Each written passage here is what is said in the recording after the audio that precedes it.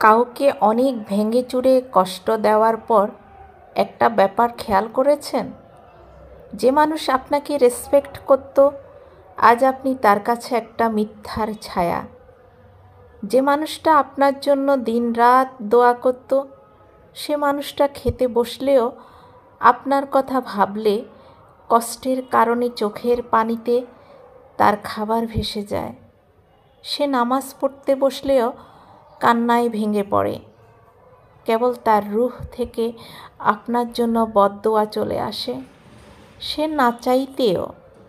একটা সময় সে মানুষটা আপনাকে দেখার জন্য কেবল কোনো না কোনো বাহানা করত। আজ সে কেবল আপনার চেহারাটা ভুলতে বিভিন্ন কিছুর সাহায্য নেয়।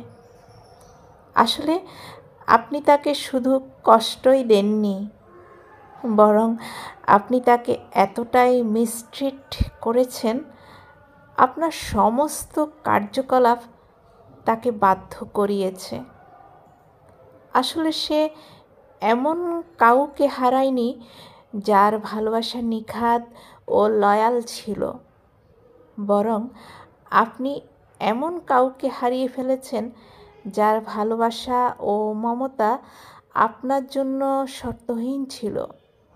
তাই আয়নায় যখন আপনার প্রতিবিম্ব দেখতে পাবেন আপনার মাঝে একজন ভয়ঙ্কর পশু বাস করে। কারণ আপনার বাস্তবতা ও জৈবিক ক্ষুধা আপনাকে ভালোবাসত এমন কাউকেও আপনি ছাড় দেননি, কারণ আপনি মমতা ও ভালোবাসা বুঝতে পারেননি।